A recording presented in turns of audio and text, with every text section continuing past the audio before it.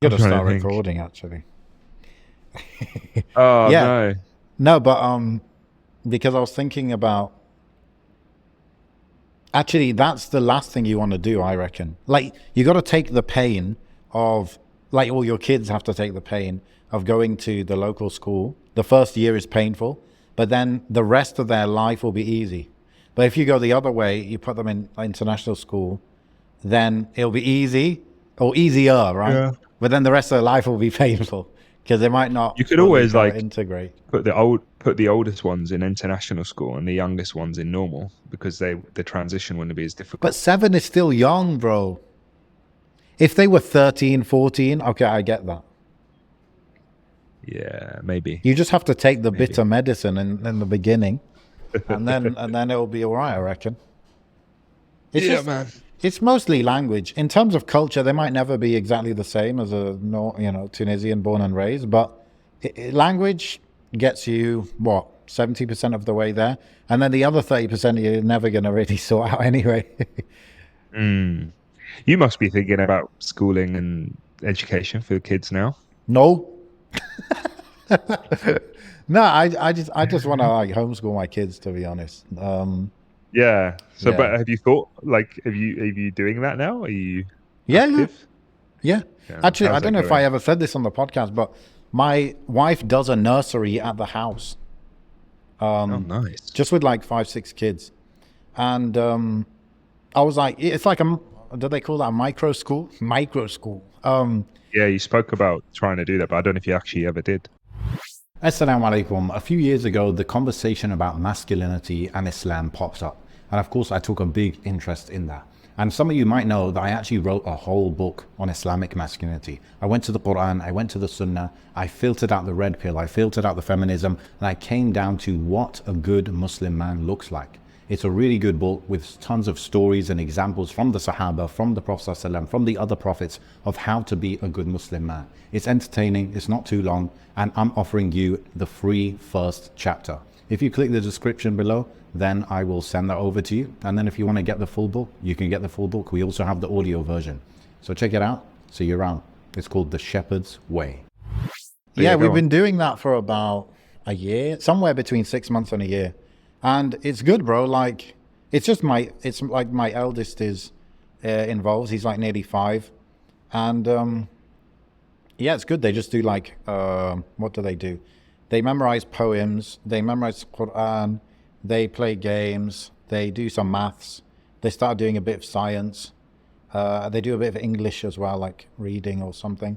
So it's just language skills, bit of math skills, and socializing kind of at the same time with not a huge group of kids like at school, but at least some kids, at least Alhamdulillah, yeah. because otherwise it's like not guaranteed that they would see other kids within the week, right? So this forces, Mm. and it sometimes has been 2 days a week and sometimes three days a week, yeah. But then another one of the kids' mums, she volunteered to do not so much learning, but just more like games and physical activities for 2 days a week. So it was like my wife 2 days and her 2 days, so it became 4 days a week. So it's really solid, bro, and it's all kind of community based. It's not like businessy in terms of okay, how do we charge and like I told my wife like we have to charge because just so people like commit and they take it seriously, but it's a very small amount. It's like a symbolic amount, but it's just a way where someone can commit and say okay, I'm in. And instead of just Mm. giving your word, because people's word is a bit soft these days, it's like okay, you say yes with your bank account kind of thing. But it's a very small amount, and most of the time, to be honest, we just pay for like the different materials and like either books or different things with the money anyway. But yeah, mashallah, my wife's been doing that. It's been going very well. So How did look, yeah, go on. I was gonna say, how do you find sort of like-minded people? Like, what was the networking journey for that like? Yeah, so You know?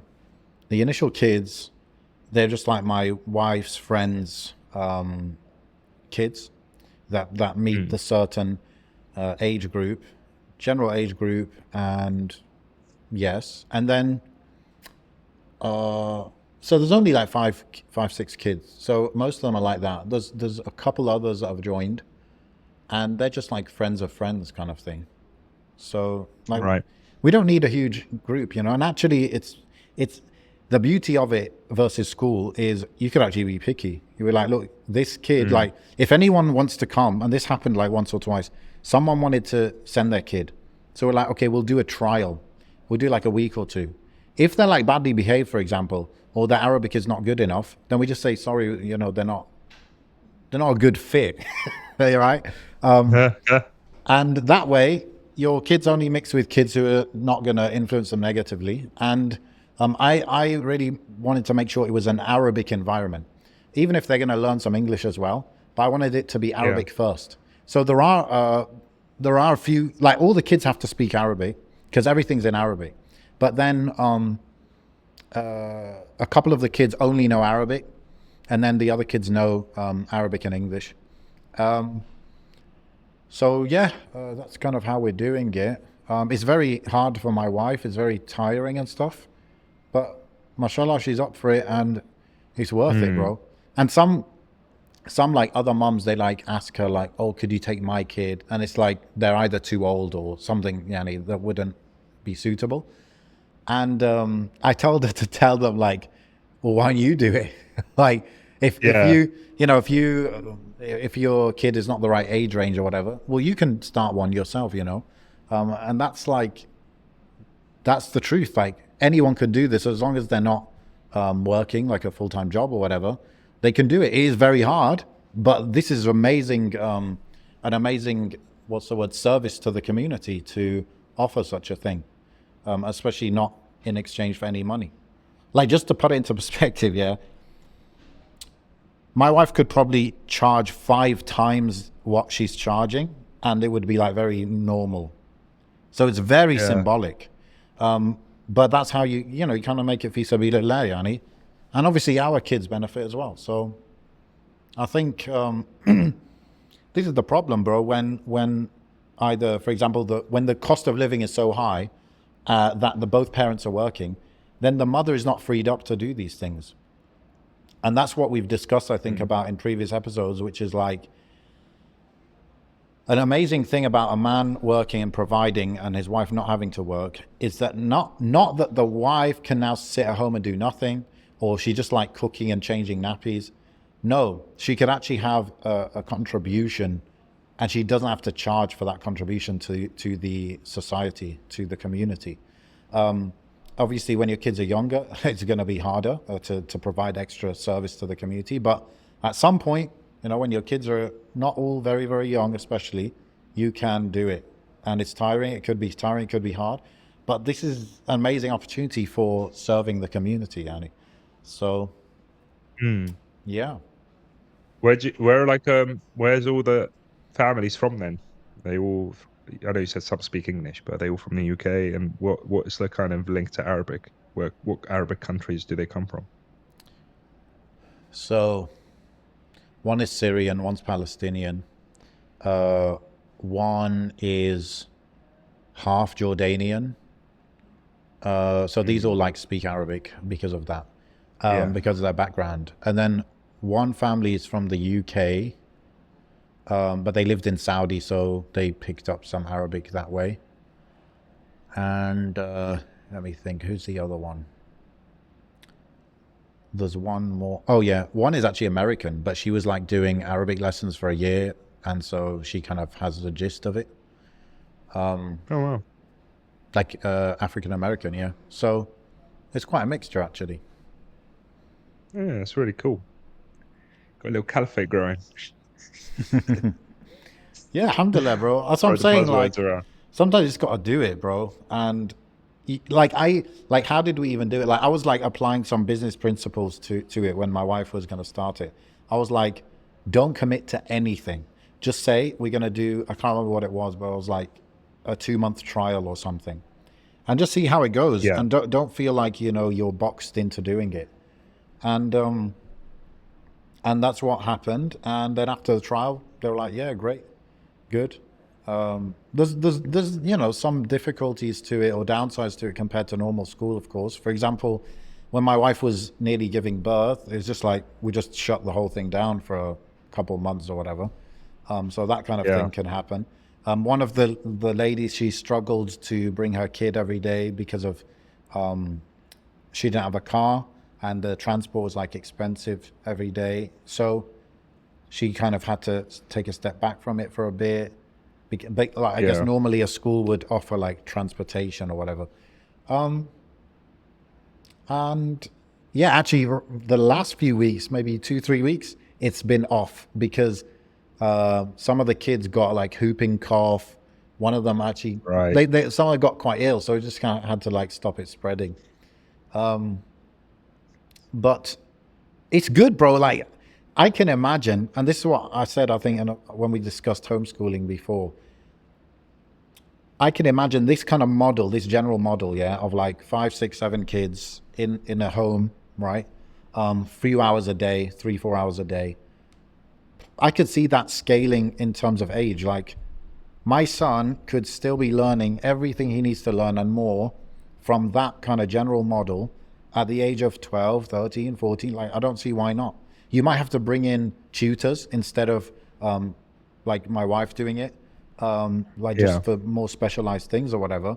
But, and then because of that, you might have to charge more money, but still you can spread the cost between those kids, and I can see it very, very feasible. The only thing that is maybe not that feasible, I don't know, it depends, is the strain on the woman who's leading it, you know? Because it's pretty Mm. difficult. It's pretty difficult.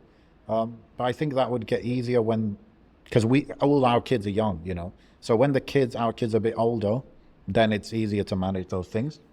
Um, yeah, yeah. So that's my general plan, bro. Like, I'm not thinking about school whatsoever. I think Yeah.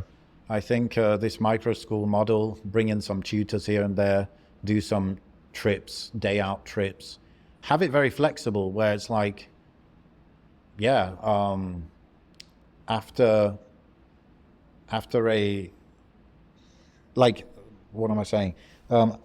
Have it very flexible where you could, like, we could go to Algeria. That's like part of your education. Go on holiday to Algeria. Go to a trip. Go to, I don't know, one of these hundreds years old masjid in Istanbul. That's a trip. Like, and it's very flexible. You know what I mean? It's like, just do whatever you want. Just learn. Just learn. No, Mhm. no, like very rigid curriculum. And I have no doubt, bro. Like, by whatever age, they'll be able to do GCSEs if they need to, because it's like what Right. I would focus on is just language skills, reading, writing, speaking, etc., and maths, and then that's it. Like, that's obviously, and memorizing Quran. I think the memorizing poems is really nice, like, because my son will memorize a few poems, like Aqidah poems or manners, good manners, poem about good manners, and then you start to use that as a reference point for him. So it's like, oh, respect your elders, and then you'll refer back to the line in the poem, and it's like Mm. kind of like, that's what it's for in the end, isn't it? That's what these poems are for. It's for like a reference point. So yeah, and then eventually you could go more into like fiqh of wudu, fiqh of salah. But yeah, I think if you can read well and understand well, comprehend well, then why can't you just get a book and learn about whatever scientific topic, whatever geography topic, whatever history topic? Okay, you can read really well, you can understand. Okay, read about, I don't know, the Battle of Ain Jalut, and now do a presentation on it at age 7, at age 8. Like, why not? If your reading is good, you know? So, and then that would help obviously with the speaking skills, presentation skills, stuff like that. So, Mm. yeah. There you go. That's interesting. I was thinking about this, like, open source, right? It's like more of a software thing where Yeah. it's like you would develop I don't know what it's called, but like a software, or like, yeah, I guess a software. And then you would like make it open source it. So you would make that code public for anyone to make their version of it. Okay. So like WordPress is open source as an example. So same with this. So like, for example, what my wife is doing, just put what I've explained in brief detail, put that into a document, and then other mothers could take it and build upon it and be like, okay, this is the base framework for how to do a micro school. These are links to where you could get workbooks from, or where you could get ideas from for what to do. And then others can, like, it can be something that's like open sourced in that way and collaborative, and people can learn how to do it. You could even have a community of homeschooling mothers who are kind of like iterating on it together and giving each other tips and updates on how they're going about it. And some maybe mothers will be like, oh, I'm gonna grow my micro school to 20 kids, and then you can learn from, did that work, did it not work, was it too many kids? So this is really cool, but I think the only ingredient that's missing is that will power, really, and that hard work. And a lot of people obviously would find it hard to do that, but yeah, it's good. Yeah. Yeah, I could imagine actually how the practicalities of doing so, in Turkey, for example. That you do have we before we started recording, we spoke about the legislative restrictions of certain things in certain countries, especially if you are, because we were speaking about Tunisia, for example. If I Yeah, was to try and do that in Tunisia, it potentially likely be illegal because you can't homeschool. You're not allowed to homeschool there. It's the same with Morocco. It's the same in Turkey, as you mentioned, yeah, but you can't enforce that on kids that aren't from that country. So you could have expats, for example, that do their own thing. That's up to yeah. them. Homeschooling is legal in the UK. It's legal in most of America, I believe. So you've got that to your advantage. Making But homeschool yeah, illegal, um, that's one of the most, what's the word? It's not quite the right word, but it's the most dystopian thing I could think of. It's like, we want your kids, we need your kid, we need to be able to well, teach them what we want to teach them. You have I no think I spoke choice. to my mum about this, and it's actually, although you could see it through that negative light, which may exist, it actually originates from the opposite, Yeah, where people it don't want was, to a, educate like you. yeah. So a lot of families back in the day in rural Yeah, Tunisia, yeah. Morocco, I think from Morocco's was this perspective my mum was talking about. They would deliberately not want to send their kids to school because Well, they they could prefer they have like an work extra on the pair of farm or hands, whatever. Yeah. work on the farm. A girl can work at home, help her mum out, etc., etc. Despite the fact that there is that, there is a big push, especially colonial and post-colonial push for education. And education is huge in North Africa. Let's not deny that. I think it's more emphasized than a lot of countries in the world, to be honest. The way Yeah. education is pushed there. Um, because of that, I think they've legislated it in the law that a, homeschooling is illegal, and b, that they must attend the school. Um, Yeah. because to avoid that reason, to avoid a generation of kids that have just been lost to, illiteracy, and lost to just working on farms and working at home and doing housework, etc., etc. Despite the fact that, yeah, there are families that do require their kids to help them, and so you Yeah, can like, have like a full. why are you fundamentally against that? Like, I understand, by the way, the literacy illiteracy part, okay? Mm. But why are you against some the kids working on the farm or helping their parents on the farm, and like, why? Why do you want to force them into this knowledge economy or I this and think that? I suppose that it's almost like a human rights argument from their perspective. I'm talking about the Hukuma and stuff, and also there are bigger powers at play, aren't there, in terms of influencing adults who have grown into illiteracy to then resent what happened before and try and make changes Hmm. towards that.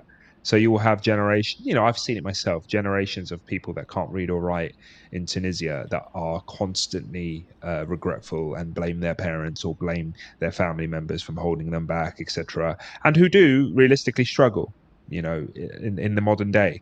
I've got family members who can't read or write, and they are taken advantage of in society, and they always need chaperones, they always need assistance. They become maybe too trusting of people because they've always trusted people to help them. with Yeah. reading and And they've had writing to and trust official them. Yeah. documentation stuff. Yeah. But that trust is also capable of being taken Yeah. advantage of, and it has been taken advantage of by others, not just outside the family, even within the family, will take advantage of your illiteracy, Yeah. right? I get that. Um, and uh, you know, some kids, to be honest, have bad experiences at school, which causes them to leave. So, you know, I've spoken to people in Tunisia who, this is obviously back in the day. I don't know if it exists as heavily now, but like, you know, teachers hitting students, teachers, corporal punishment, that kind of thing. You know, I went through it. I'm sure you might have gone through it at some point. I went through it, but it wasn't like what is described here. You know, these generations were like really heavily assaulted in school, Bro, and what I've heard these days is the students attacking the teachers, unfortunately. yeah, Like in that probably Algeria, happens. like Yeah, that's a thing. yeah. Like kids bring out knives and stuff. It's happened, Wow. definitely. Yeah. Yeah, but that has caused them to, you know, leave, and there is no consequence for them leaving back then. Whilst Yeah. now there would be a consequence. There would be pressure on the families. There would be pressure to sort of sort it Mm. out. So I can see both sides of the argument. I don't trust. I don't blame them actually. I don't trust a lot of people that will just tick the I'm homeschooling box to actually do it in Yeah. these countries. What I would You do, know, I bro, get is that I it would also it hinders people mm, like us or people that want to do the projects that you're speaking properly, about yeah. sincerely and legitimately. Yeah, Of yeah. course, it hinders that. Um, but I think if there was a way of establishing a group and actually getting authority, you know, permission. I don't know how that would, you know, I'm guessing from the top of my head, but imagine you had what you're establishing, and you could actually put some sort of seal of approval from the government to continue with it. That would be interesting. But not everyone can do that, Yeah. of But course.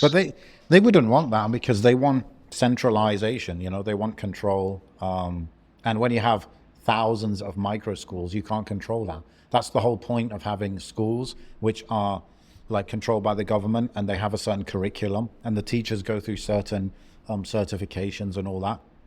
It's so that you know, there's more control there.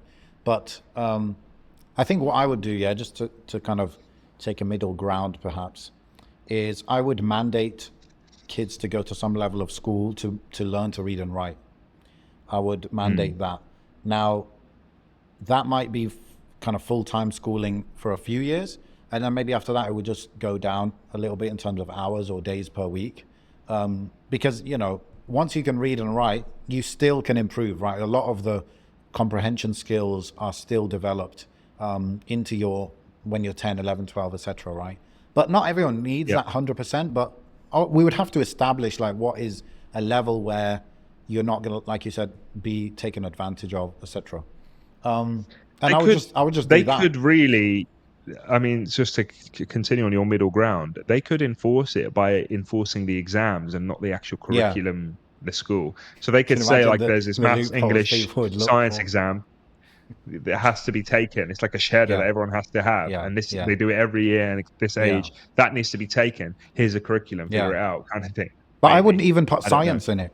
I don't believe science is necessarily, I mean, unless someone shows me that it's a problem to not know science for an average everyday thing, then I wouldn't mandate that. I would mandate whatever the language is, Arabic, reading, writing, understanding, maybe some maths as well. And I would actually, you know what, while I'm at it, while I'm mandating stuff, I would mandate fiqh al-wudu, aqidah, fiqh, Mm, you know, of tahara, course. fiqh al-salah. I would mandate these things. And the big bulk of this learning can be done in 2, 3 years. So let's say the kids start when they're 5. By the time they're 8, they're done, right? Maybe Mm, they could go down to 1, 2 days per week, and then with that extra time, they could do whatever. They could help their family on the farm or at the home. They could get a job. They could choose to go to school. Like we still have schools, right? They could choose to study, but to mandate it and to ban like homeschooling and stuff is just I think at this day and age, though, it's already kind of mandated in the culture, regardless of legislation. oh I yeah. don't I think mean, if you were to depending on the take the rules culture, yeah. tomorrow, 99% of people will still adhere to it Yeah, because it's so culturally ingrained well, for now. sure, yeah. But Um, maybe a couple yeah. generations down the line, people can actually choose for themselves. You know, Oh yeah. look at the context, bro. Like we don't even we haven't even touched on the impact of AI. Like, it's kind of like, I don't really know what the conversations that are being had in universities and schools when it comes to the use of AI and stuff in learning and in exams and assignments. But I'm guessing that they're just sticking their head in the ground because it's just too complicated to deal with. So the point is, like, if things change, then there should be some freedom and flexibility. Like, especially in, like, we're talking about Tunisia or whatever, in Algeria. Bro, in Algeria, it's hit and miss, yeah, because a lot of people, like you said, it's emphasized to go uni, then do master's degree, then do PhD. What's the thinking Yeah. behind that? It's like education is just better for your prospects.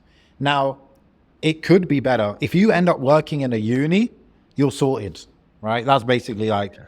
very good. Like what do I have? I've got a couple of teachers in my family, couple of teachers, one professor in uni, and one is like, kind of teaching assistant in uni. Um, Yeah. that that's what I can think of, right? So these people, they're sorted. Like, they've gone down that route of doing master's degrees and this and that, and now they got a job in uni. They'll have it for life. It's a government job. It's solid, decent Yeah. pay, on average, relatively decent pay. But what about all the people that studied a lot and like got nothing out of it, right? Because not everyone's going to get a government job, and it's like when the default is pushed. I might have told this story before in the podcast. I did a master's degree, of course, right? And I remember meeting my cousin's husband, and his name's Amin actually as well. And he was telling me, you must do PhD. Like, he got offended that I didn't want to do a PhD. I was like, yeah, I don't really know if I need to. Like, what's the point? Like, in my mind, master's degree is quite different to a PhD. If you do PhD, it means you're actually going down the academia route. Like, you want to be a Yeah. professor or work in uni or something like that. Masters is just like a top up on your degree. It's something to maybe get you a bit of a higher salary or a bit of a specialization. So I was just like, didn't see any reason to do a PhD. But he was pushing it hard. And that's that mindset that you're talking about, that more education equals better outcomes or whatever. And actually, okay, that's another one I didn't think of. He's a professor in uni as well. So Mm. so yeah, bro, like, for some people who go all the way with it, that can work well for them. But then for a lot of people, like most of my cousins that went uni, they're not using that degree right now. The only place I can see them doing it is they did a degree and then they became like primary or secondary school teachers with it, which is also a solid job. But yeah. Well, a lot of that is lack of access because everybody's doing the same thing. The reason they push it is because they're competing with everyone else who's also doing that. And the only reason, 90% of the time, I think, the only reason people don't get the job that you'd think they'd get with a master's or PhD is because everyone else has got a master's or PhD and they're just competing for limited spaces. Yes, that's one You know? thing. And the other, like, I would imagine there's a ratio of something like this, right? So there are, let's just boil it down to basic numbers. So for every 100 people with a master's degree, there are like Mm. 50 jobs that need a master's degree. Okay. Yeah, So yeah, for 50% of the people, it's a waste of their time to have done that master's degree if we're just talking about career prospects. So this is the mm. problems. Like, there's an oversupply and there's like not enough demand or like jobs for that. And that's, when I look at Then Algeria, you've I got just think all the opportunities in Algeria for money is to do business. That's how I see it. Yeah, but then you've got the brain drain aspect of people do study that level. The half that stay, fair enough, and the half that don't maybe try their best to leave. Obviously, that's an exaggeration. There are loads that stay without using their degree and end up doing all sorts of odd jobs that didn't necessarily require it. Although I feel like that's happening everywhere now. That's happening in the UK. That's happening.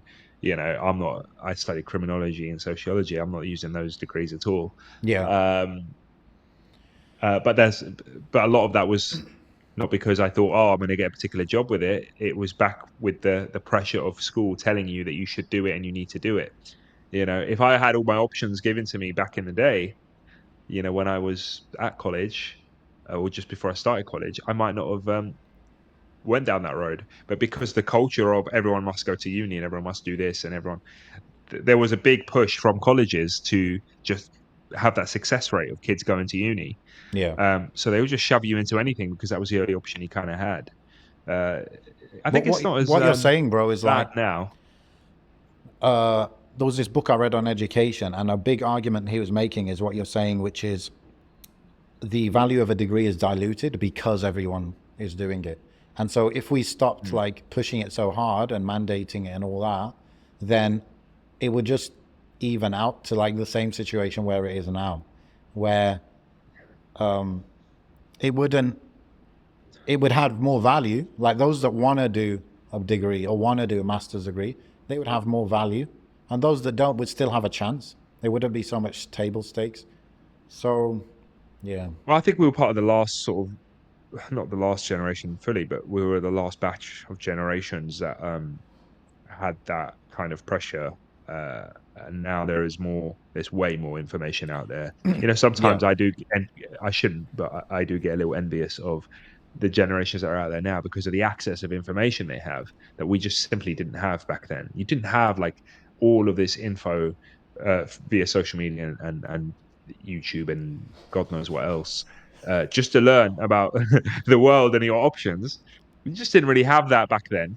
Yeah. And I think you're also, although we're already kind of there now, you're getting that awakening in North Africa. You're getting that in the Muslim world, for people thinking, oh, maybe I should do something a bit more, whether it's entrepreneurial, whether it's online, whatever it is. I've noticed more and more of that, and maybe less. I don't know if the parents' generation will still have that. I think they're still very much stuck in that traditional mindset. Not that it's a bad thing, you know. I'd be fascinated to see what my dad would say about this kind of discussion now. He's always been very, uh, Yeah. school, university, PhD, etc., etc. Yeah. Um, and that's quite generic, quite typical of everyone his generation, right? I think But my dad yeah, is quite, my dad's like very academic, like he's got a master's degree and stuff. And yeah, he's got no issue with my kids not going to school really. I think really, maybe just like over the years, like over the last 5, 10 years, he just become more and more hands off, more and more just do whatever you want kind of parent. really. So, Yeah. what was he like when he was hands on about his grandkids? What was that? Was that No, no. So conversation that ever come no, up? by the time the Like, kids were born, how he did? was already kind of hands off. But with us, to be honest, bro, he's quite open minded. He's very open minded. So I like because just made sense, and I was like decent at school. I went to uni, made sense. The main thing he pushed me to do, he's like, go to a good uni. Like, don't just assume you can't go to one of the top unis. Like, try, Yeah, right? yeah, And oh, it's expensive. Okay, try and get a scholarship. Try and do this and that. That was the main thing he was yeah. pushing for me. But a lot of it, he was just open minded, and he kind of let me choose. Like, but if I was decent at school and then I rebelled against going to uni, he probably would have fought me on that. Probably.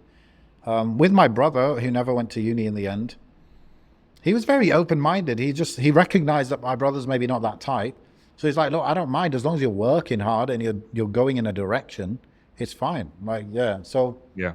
I think my dad is abnormally open-minded in that sense. I think it's important, isn't it, to constantly reflect on your options and reflect on uh, these pathways for yourself and your family, because you don't know when things can just shift. And I mean, you mentioned it before we recorded about um, the riots slash protests slash whatever the hell was going on recently, Yeah. and it does make you think because I don't want to say that this stuff was kind of I forgot about it or like I didn't think it existed anymore. Whether it's xenophobia, racism, whatever you want to call it, I'm sure, yeah, it's always been something we're aware of, right? That exists in the UK and exists in Europe and stuff. And the rhetoric does grow on social media quite a lot. But then to see it like manifest in this kind of physical upheaval was quite fascinating. Um, What's the link with to the see whole overnight. education thing?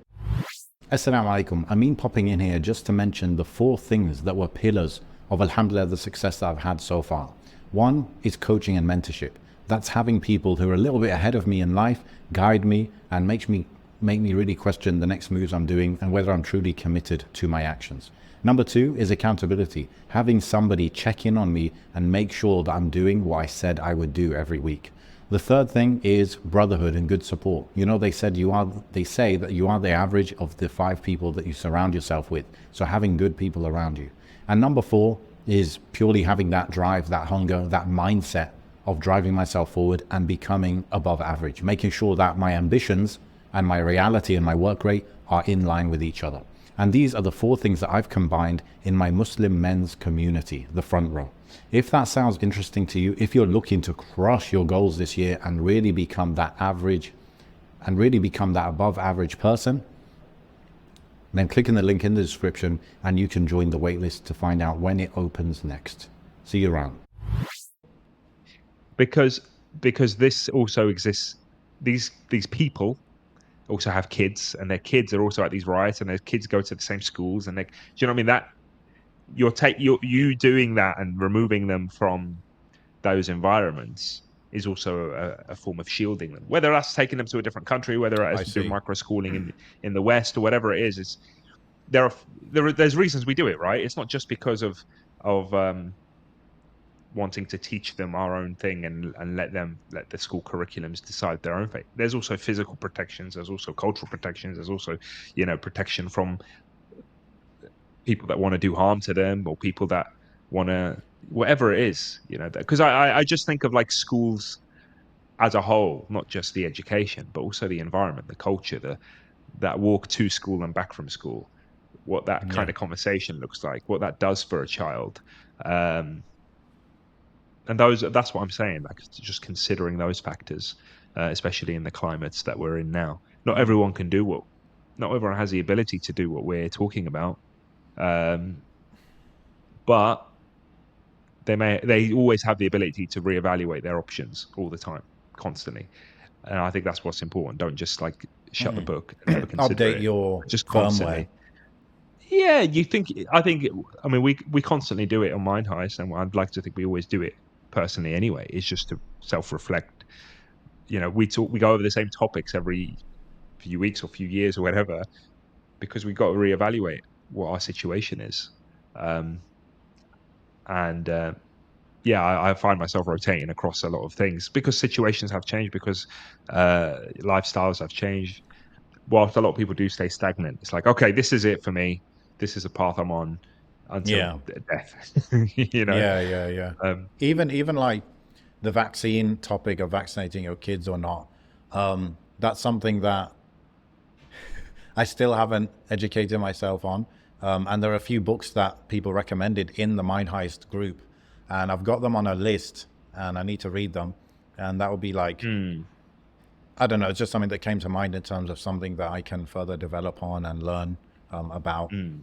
But bro, yeah, yeah, the whole let's get into these riots, bro, because this is a very interesting go on. topic. I've actually had a good few conversations about it. I think it covers a lot of different topics. So, you know what? I could kick it off like this. Was it like I'm calling it riots, okay? But I'm just like using that Yeah. term that the media has chosen to use. Obviously, protest makes it sound more legitimate, and riot makes it sound like illegitimate. So, what do you reckon it actually is? So, if I speak about what I saw, because I don't want to speak about because whatever you saw is probably what I saw online. But what I physically saw on the streets, Yeah. like down here in Brighton, where I live, I mean, it's Brighton. Anyone knows the UK. It's like the San Francisco of, it's like all peace Without the and good love weather. and hippy dippy, right? Yeah. So like as I'm looking, I can see the ocean right now. There's Yeah. wind turbines on the ocean. It's beautiful. Mashallah. But yeah, that doesn't make people angry. But there was like one day basically there was like a message going around. Oh, all these 20 places all over the country, they're going to come and protest or whatever it is. Although they were framing it as riots at the time, because riots had already happened up north a few days prior. So anyone everybody knows. There's no need to go into it. So uh, yeah, everyone's messaging each other. My mum's worried. Don't go out. Stay at home. I'm like, but I want to see. I want to see what's going on, right? But she made me promise I wouldn't leave, so I didn't leave. But locals, from friends, imam of the masjid, even the masajid sent out like a few warnings and stuff, because there was this like moral panic of like, oh, this is something's going to kick off. They're going to come. They're going to kick off. They're going to damage this and break this. Shops started bordering up all around our area. I live in the central of the city, so yeah, kebab shops bordering up, Chinese shops bordering up, everyone's boarding up. I was like, this is crazy. But I didn't actually believe that anything was going to happen, because it felt a bit like a rumor that had gone a bit wild. Right. Because it doesn't make sense that 20 places would all have these people turn up at the same time on the same day. Like, you don't have enough manpower to create a fuss. You'd need to do a world tour for that. Pick a time and all meet in the one town, cause a ruckus in one town, move on to the next town, cause a ruckus in that. So whoever spread this, I think, was a bit over presumptuous. Anyway, fast forward. I start going on TikTok and Instagram and all these live streaming places just to see what's happening down the road, because I didn't want to go down there.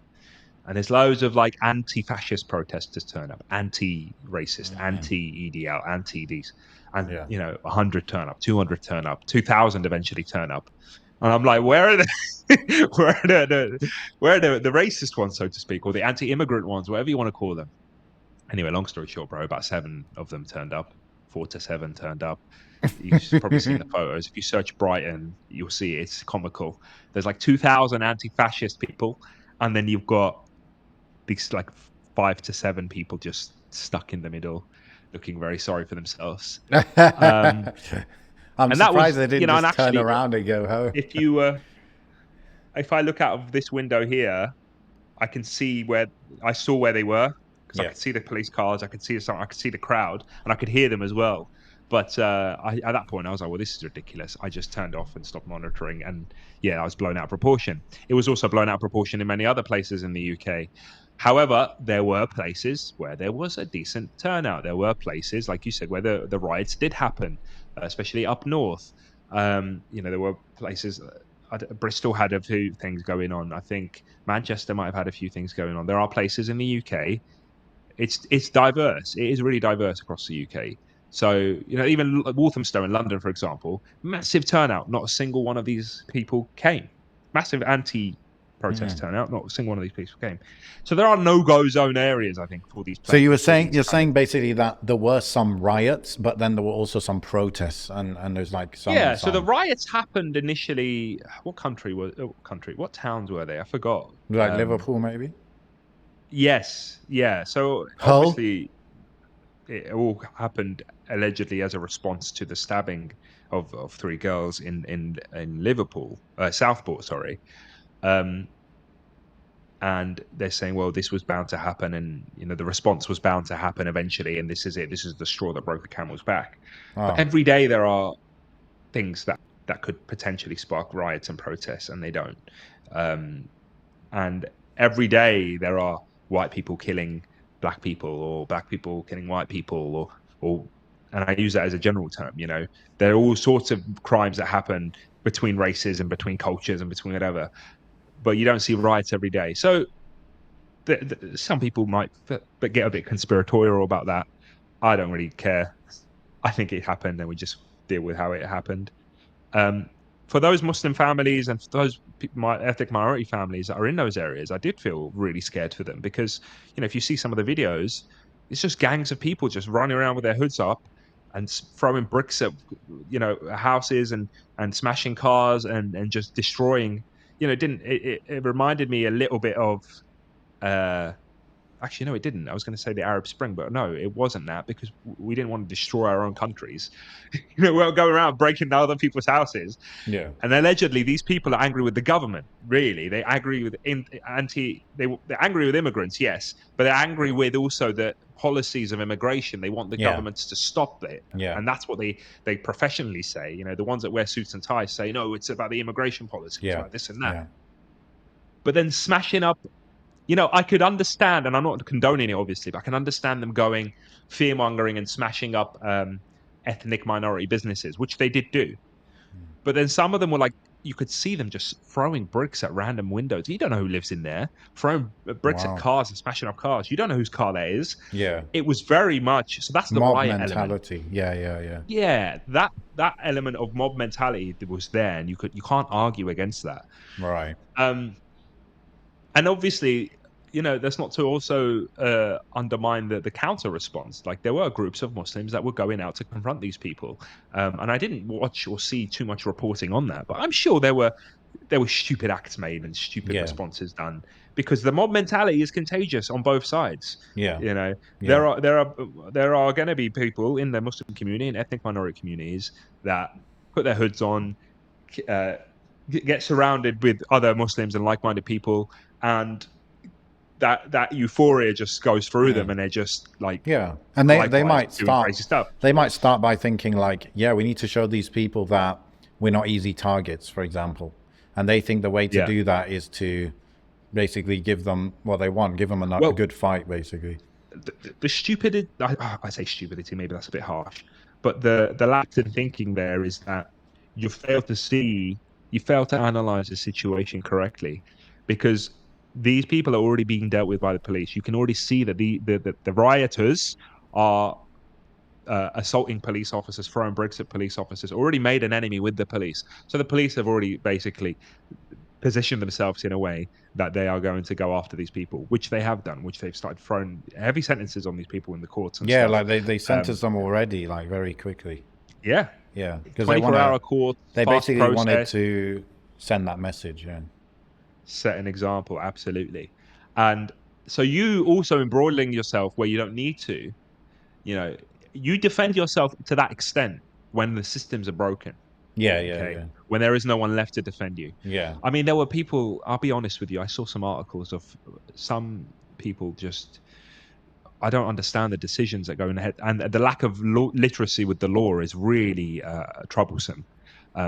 Like there was people that were holding weapons. There was like, I saw a picture of someone who's arrested. I think it was Muslim, arrested for holding a sword outside of a masjid or outside of his property to defend, but Yeah. there was no immediate threat there. Yeah. You can't carry a weapon. I mean, you can't even have a sword in your home now in this country. Like it's illegal, right? That possession of offensive weapon, or the bladed article at least, extended. I think in 2021 they changed the legislation to include certain weapons in your home. So if you had a knuckle duster or a certain blade or certain zombie knives or whatever in your home, that's also illegal as well.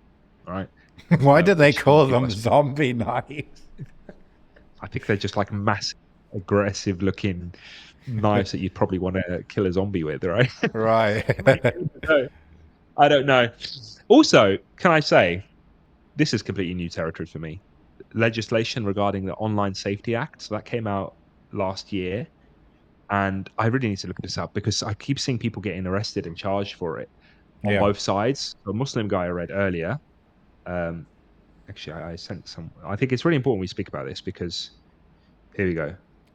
So it's about spreading false information online is now an offense. So here's one Oh. from a Muslim person. This was 21 hours ago, this article. It says a rapper who I think is Muslim, who posted video about Tommy Robinson denies sharing false information. He appeared at Birmingham Magistrates Courts on Monday. So a rapper who posted a video online accusing Tommy Robinson of calling on people to attack mosques has appeared in court. The individual is charged with conveying information which was known to be false, intending at the time of sending to cause a non-trivial psychological or physical harm to a likely audience, an offence under Section 179 of the new Online Safety Act of 2023. So that blew me away. The fact that Dirty. we've gone Yeah. this is a Muslim guy getting done for it, Yeah. but I did see yesterday there was another person, a few other people that were from different persuasions also getting done for it, Yeah. and it is very, it is very, it's a very interesting and dangerous development. Yes. So fake news, who decides what's real and what's fake? Allah Yeah. Adam. But Yeah. sharing fake news with the intention of stirring up something, Yeah. whether you can prove that they're So you intended have to to or judge not, the that's another thing. intention as well. Mm. I could say that I shared this thing, this conspiracy, whatever, because I wanted to share the conspiracy. Someone else could say, the judge or the courts could say, no, you intended harm with it. Yeah. You Yeah. intended this and that with it. Yes. And the prosecutors could could try and argue that. The police could Yeah. try and argue that. So yeah, society is getting very Yeah. dangerous, especially online. I mean, I know I'm rambling a bit, but I think it's really vital we speak about it because I made a Twitter account for, what was it, PureXI. PureXI is back, everyone. PureXI.com. Check it out. But I went on the Twitter because I haven't used it. It's not following anyone. So I've got a fresh algorithm. Yeah. And what do I see, bro? Mm. Bro, I swear to God, I think Elon Musk, who's also embroidered himself in this, he's Yeah. like shifted the algorithm deliberately to be very right wing in the UK. This is a fresh algorithm. All it knows about me is that I'm in the UK. Yeah. Immediately, I'm getting Tommy Robinson, Nigel Farage stuff, flipping all these xenophobic messages and Really? xenophobic tweets and stuff coming Wow. up on my timeline. I'm flipping through, and that's all I'm getting. It was fascinating that was all Wow. I was getting, and I actually had to make an effort to like tailor Tweak. the Yeah. algorithm just so Yeah. that when I'm on there, I'm not poisoning my mind with all this stuff, right? Um, so it's crazy to see that. Okay, if that's what's being pushed to people, Yeah. imagine the people that actually want to see that stuff as well. Yeah. Yeah. You know, Echo chamber. it's I've fascinating. heard of on Twitter a few American accounts. They were making a big deal about this legislation you're talking about, how the police are. I mean, they were mostly talking about them going after these so-called like rioters or white people, basically. And I came across another guy. He was actually against these riots or protests, but he was saying, look, at any moment the police probably going to kick the door in, this and that. So it's become a thing where people are like either getting actually in trouble with the law for it, or Yeah, they're talking about it a lot. And the Americans, obviously, for them, it's like, sacred territory, freedom of speech and First Amendment, and yeah, very sensitive for yeah. them. They're It's like, I can't believe, like they always say that. I've seen this because I kind of, I guess I follow a lot of business and tech things, and they're mostly Americans, and they see Europe as very liberal on immigration, very dystopian as well, very like communist kind of controlling. And so this is just a confirmation bias for them of like, oh, look, it's basically America, don't go down that route kind of thing. That's the kind of comments I've been seeing. yeah. I mean, it is a minefield even to discuss it because there are Muslims and ethnic minorities, individuals that feel very passionately about this issue that will refuse to recognize any concern about immigration. And also, there are the other side of things where it's like, these people want your blood. you Mm. know, there's the right wingers that just want to see you and your business and your livelihood burn. They want you out, and if not Yeah. out, they want you dead, and that's the reality. Yeah. Um, so you are kind of, I would be remiss to say that there are no concerns with immigration because I do wonder, not concerns in the sense that I can get the hysteria and the moral panic that gets conjured up by social media and news and whatever, and it has done for years. You can't go on about the Islamophobia industry all these years and then not expect people to be scared of Muslims because that's kind of what the media is playing it at. The media have picked a side now against these people. They really have. They said, Yeah, "Oh, which look is at these." ironic. Yeah. Yeah, and it's like, well, you made them this way. A lot of You the time. Yeah. created them. Yeah. But because of the legislation, the laws that are now surrounding it, the implications of supporting these people, they have Yeah. to distance They distance themselves themselves. Yeah. and Even throw like them under Nigel the bus. Farage and stuff, he came out. I actually bothered to watch his video where he was like distancing himself from them and everything. I mean, I haven't heard, I don't listen to Nigel Farage often, but I've always considered him as a professional xenophobe, but one that wants to do things according to the law. Yeah. Really, Yeah. I can't say that. Some That's actually people will what call he like was saying. Yeah. LBC and James O'Brien were calling him like calling the Farage riots.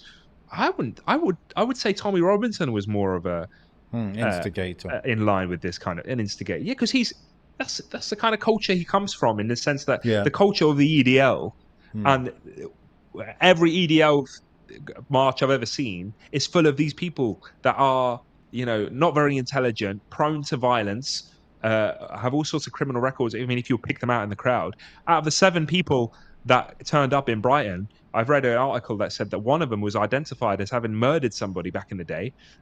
So it's like 7 people, 1 in 7. Yeah. What's that calculation? Forget the rest of them. I don't know how many others and what their situations are, right? So it's fascinating, really. I think about these But people that turned up, in whatever big numbers and stuff. I think, bro, they're just average people. They are easy to manipulate and to rile up in whatever direction you choose, actually. And so, for example, Nigel Farage could whip them up to vote for him. Tommy Robinson could whip them up to go and do more violent kind of stuff. And, likewise, perhaps Muslims could engage with them in a way where they would understand, for example, that it's certain few people who are using them, and that actually they might not fundamentally have a huge problem with Muslims, let's say. So that's why I think they're basically like, a lot of them, they're just like sheep, and they could be riled up in whatever direction you choose. Like, I would look, put a lot of the blame on the instigators, the actual instigators of it. And some people said that, it's got Israeli links, and some people say it's Tommy Robinson, it's this and that. I don't. I reckon this is a people versus the elites thing. It's not a people versus the people thing, right? For the most part. There's a lot of narratives around it, and do you know what really frustrated me was a lot of discourse from Americans about it, and they were talking with such authority, not understanding anything that happens on the ground, and it actually started making me realize how much of that I must do about other places and other countries and even American politics, right? And it was frustrating actually to see. There was, some du'at, for example, that speak about everything. Yeah. Some da'is, they don't just stay to dawah in the terms of Islam and dawah about Islam. Yeah. They'll talk about politics, they'll talk about war, they'll talk about everything. Yeah. And I get it, Islam covers a lot of things, but not everything requires your expert opinion as if you are the be all end all for. Like, it was really frustrating to read some of it, because they just didn't know. Like, some people were advocating for rapprochement with right wingers such as these people because they are also anti-Zionist as well. I'm like, well, I'm sorry, the right wing you're talking about doesn't. All right wingers here, apart from a select few personalities like maybe Nick Griffin or that woman with the red hair, I don't know her name. They're the ones that may be anti-Zionist. Everyone, like Tommy Robinson's wearing IDF t-shirts. Suella Braverman, Priti Patel, who's that woman that was in The Apprentice? I forgot her name. Blonde woman. Anyway, they're all Zionist sympathizers as they're well. They're either Zionist very... or they don't really care. Like, in it, they're not pro-Palestine per se at all. The only thing that we potentially were allying with them before, and I say allying, I wasn't, but others were, was about the sexual education stuff in schools. There's actually a clip, if you remember, not long ago, Tommy Robinson was making statements saying that Muslims are the only people that are going to not allow their kids to be indoctrinated in schools and blah, blah, blah, and recognizing that.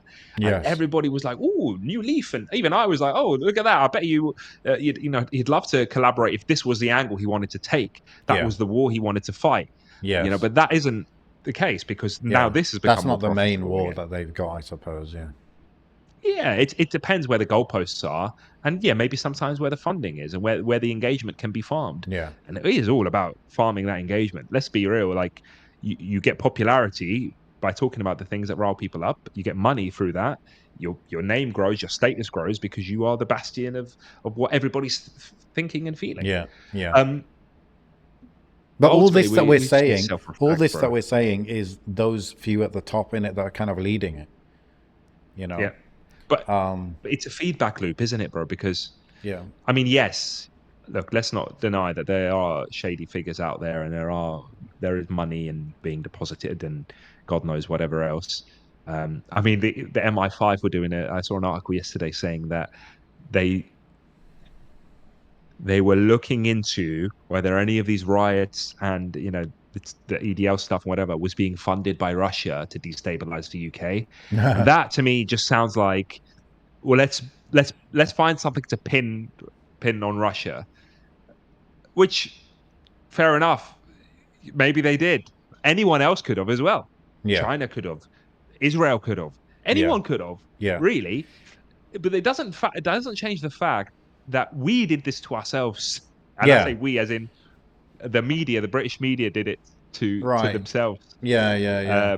And this is the thing as well. So like we've like Muslim countries have been the victim of this kind of thing in the past as well.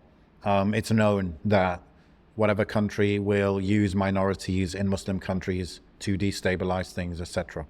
And what's the response to that? Well, a lot of the time we would say, well, yeah, the government has made mistakes, which has caused that ability for the minority to feel disenfranchised and to therefore cause issues and rise up and whatever.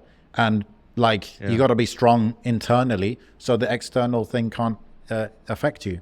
And what is the weakness that allows this to happen when it comes to the UK? Well, I think it's pretty simple. It's a simple pattern that happened 1920s, 30s, same kind of thing, which is economic inequality, people struggling financially, people not seeing hope in the future, not seeing things progressing. And then on top of that, maybe this is a newer thing, which is they just feel that maybe they can't express this very well, they're not very articulate, but they believe, and what they're used to is seeing white people with a Christian background who might be, they have a Christian background, maybe they're quite atheistic or liberal, but yani, that's what they're used to, that's what they're comfortable with, right? Now, when they see other than that, it's uncomfortable. And when they see it increasing, it's uncomfortable. Now, this is the reason that these people can be riled up, is because they're not happy. They don't see positive future. They don't see themselves comfortable financially. And so they're looking for, they got two choices. When you're in that camp, you got two choices. You give up in life, you go drink yourself to death basically or whatever, or you look for something to pin hope on. Okay? Yeah. So in this case, I could say, look, if we could get rid of immigrants, everything will be fine, right? You look for that silver bullet, that thing that you can, hang your hat on and say, if this one thing gets fixed, then we'll be all right. And then you could direct your energy towards that thing. Now, the reality is most of the time it's not that simple, right? Immigration would not fix their problems, maybe at all, or maybe only a little bit. So that's the point, though, that this group of people, they're riled up because the reality is because of their situation. And they don't see hope. It's it's really hard navigating this discussion without putting myself in it. But you're right, because look, I can't say that I couldn't empathize on some level with that feeling, because I try and put myself in their shoes, in the sense of like, okay, let's say I was in Tunisia, in my village, and Tunisia, everyone's Arab and everyone's Tunisian. Exactly. And then just slowly and surely, Chinese immigrants came. Don't speak Chinese, don't speak Arabic, aren't Muslim, for example. I'm just using a very distant foreign, example. No, this is good, bro. Yeah. And then just suddenly, predominantly, it just shifted and shifted and shifted. I wouldn't feel like I'm in Tunisia anymore. I wouldn't. And I get that. And I understand that. The thing that I've also tried and temper Can I just add on to that? Yeah. Even if they were Muslim, okay, even if they were the same religion as you, which means you should have no issue with it in theory, you would still feel uncomfortable, perhaps, if they have a very different culture or different language. Well, I wasn't gonna say that. I was actually gonna say the opposite, only because it counters the curse of imperialism. Like, what's happening in the UK is the curse of imperialism. This is you reap what you sow. You cannot build yourself on the civilizations of others, from the civilizations of others, in terms of resources and stuff, and then not expect to then have the fruits of that civilization also grow in your own societies. Like, you can't just take from everywhere to build all of this and then leave everyone out. I mean, people were invited here. My mother's side of the family were invited to this country to work here. My dad, not so much. He made his own journey. But my mum's side, they all came together. My mum came when she was like 12 or something. So the whole family. But what they would say is, I didn't colonize anyone, and I didn't invite Yeah. anyone either. Well, yeah, that's it. But with that, you get people from all sorts of backgrounds, beliefs, etc., etc., etc., and that is a Yeah. curse of imperialism because you didn't do what Islam did in terms of the expansion of Islam, right? With the expansion of Islam, you also had all sorts of cultures and diversity, etc., etc. But the running thread was Islam. The running thread was that the vast Well, majority they of didn't people became Muslim. impoverish the native population. Of course, but I'm saying Yeah. like in terms of like migration, right? You had, I mean, look how the Prophet ﷺ, united the Muhajirin and the Ansar. Yeah. There's a discourse and a fiqh behind all of that, right? But also, you mentioned when we were talking about the Chinese in Tunisia example. Yeah. Although you say, yeah, there is going to be a certain level of alienation from being surrounded Mm. by people who have a different culture to you, there is Yeah. still the thread of Islam, Yeah, you would which we work through cannot that and you deny. might accept Which them. Yeah. yeah, which these people, the Tommy Mm. Robbins etc., will never have. Yeah. Yeah. Now, I don't know if they would feel that this is why, and I'll tell you why. Sorry, they feel an affinity to Ukrainian immigrants who are also Christian and European, etc. And they don't really bat an eyelid with that. And Mm. actually, if you had, you know, just Polish, Ukrainian, European immigrants, there may be rumblings. There Yes. may be, Yeah. especially because there's no shared language. That's the big kicking point. If all these people came and they spoke English as well, people wouldn't really bat an eyelid because they never really have before. Not to the extent that they see now, but because there's the element of racism in terms of skin color, and they look different, they act different, they've got different culture, they've got different religion, they also speak different languages. There's that real foreignness. Now, you would think that immigrants coming to Tunisia, Chinese immigrants coming to Tunisia, and they're Muslim as well, there would be some level of Arabic that would come with their Islam that would also flourish more in an Arab speaking country that would create a pseudo culture, not one that is just China being imported, but also, a certain level of Yeah. Arabness Yeah. or Yeah. middle ground for Yeah. people, right? Um, but it does anyway. Ultimately, although you can see hints of what one may call empathy, you also have to say, well, this is the facts you're faced with. This is Yes. the reality. I Yeah. don't think England is ever going to go back to Yeah. being pure white or whatever. I think it's too far gone. I think most Western countries are too far gone Yeah. because of you made a decision early on when you gave citizenship to people, Yeah. early on, when you took from these lands and then invited people over early on. Yeah. The only way, and I guess that is why they're acting like this. The only way is like pogroms and violence, which we don't condone, which Basically, isn't going get to them pass to in this day leave and out of age. fear, kind of thing. Out Which of fear. even that, like the fear would need to be so widespread. Like it would need to be really bad, man. It would be Nazi level Yeah. stuff. Yeah. Yeah. But saying all of that, it also does make people reflect. Muslims and ethnic minorities reflect on their lives here because you are like in the fire out of the frying pan kind of thing. Like you're either dealing with these guys, the racists that want your blood, or you're dealing with the absolute dilution of anything that you are. We the official counter to all of these right wingers and these pogroms is the Britain is a unified society and we're all British and we're all working together. Multiculturalism. Well, Yeah. that's a dilution of who I am, Mm. really, because there are elements of that dilute my North Africanness or my Islam or my let's be real. Any Muslim that really works far and long and hard in the government ends up really having to compromise on a lot of his own faith. Is it Mm. whether it's his appearance, whether it's his practice, or wherever it is. Anyone who gets far enough in those, in those positions, um, and that is really a fact and of us being minorities and us being in a country that isn't necessarily ours. And what is your plan for Islam here?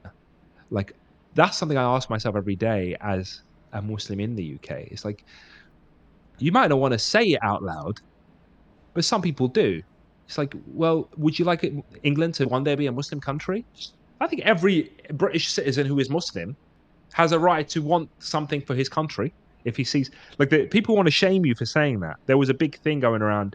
I think Roshan Ali, I think from Five Pillars, there was a clip of him saying, I'd love, I see every pub as a potential mosque, or every church as, whatever, every person as a potential Muslim. Right, Sensitive. that dawah element, okay? Mm. And there were a lot of people saying, oh, they're here to take over. Look what he's saying. Right. But if he's a British citizen and he wants something for his country in a lawful way, how can you shame him for that? You've already made the decision that he's not British then. You've already made a decision he's other. One day, if there are Muslims, majority Muslims in whatever country, and they all want, you want to go down the democracy route, the majority want this and that. They want adhan or they want this.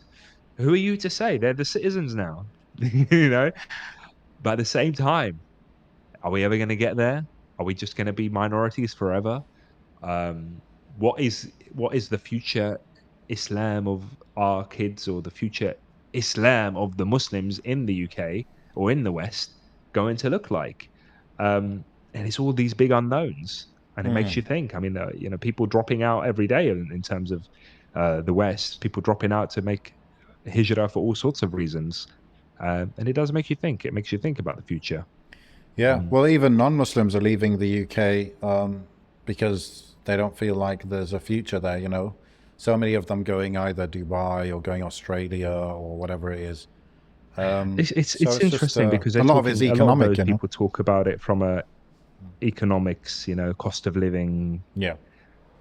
but that people's perspectives of getting out, because you've got to think about this as a Dean first thing, because there are people that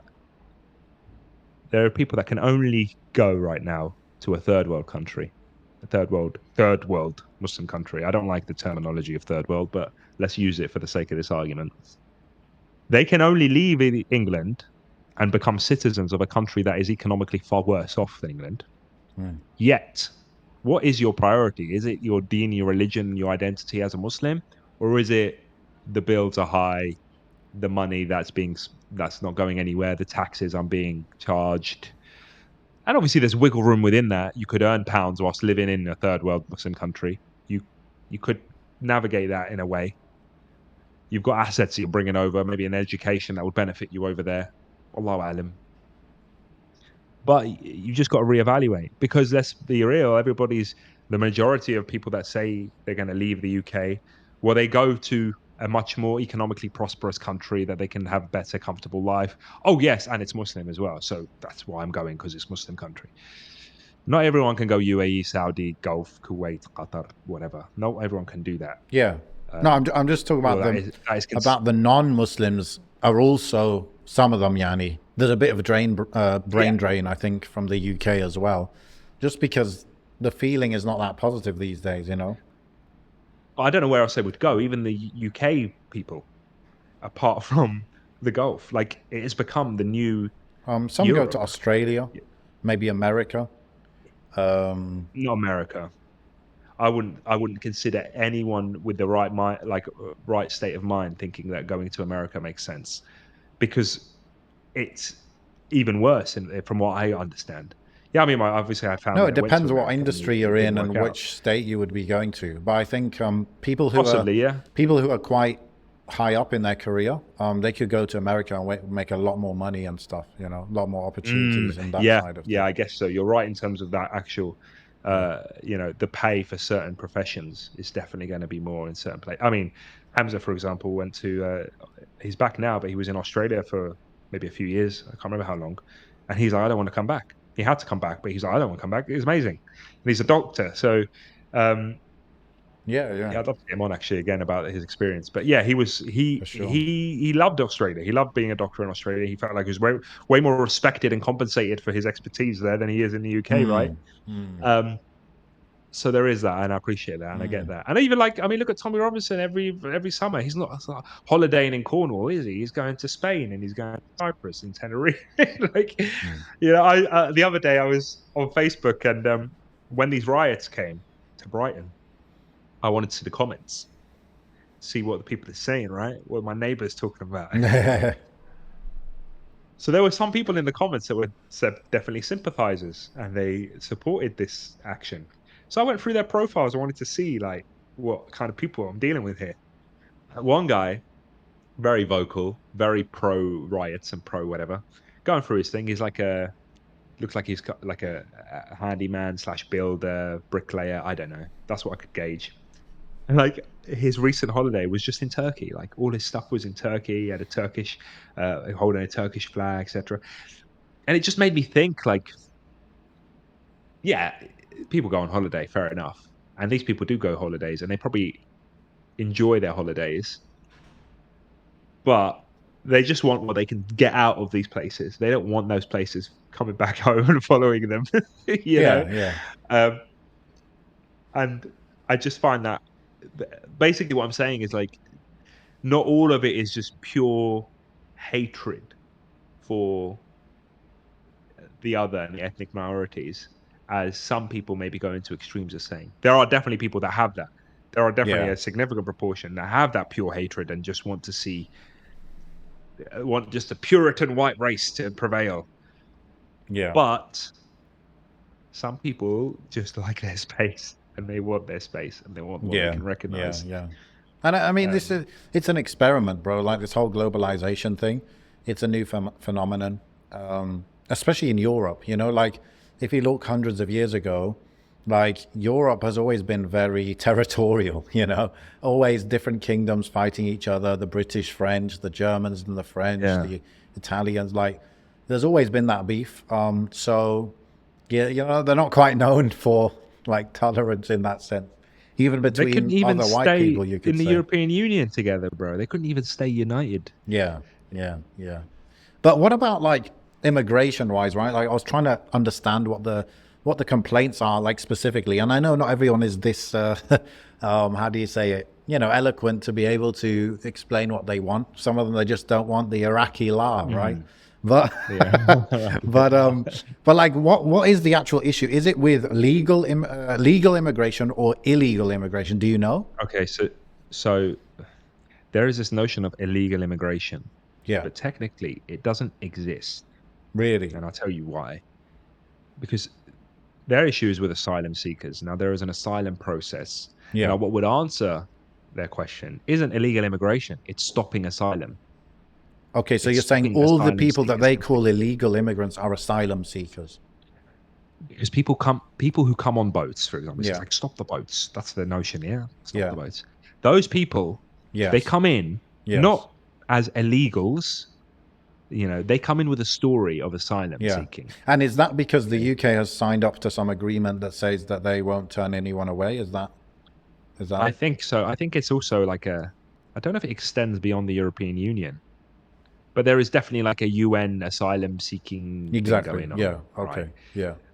So I can't speak as an expert on the law and legislation. I just know that much. Yeah. And I've dealt with asylum seekers actually in the police. Yeah.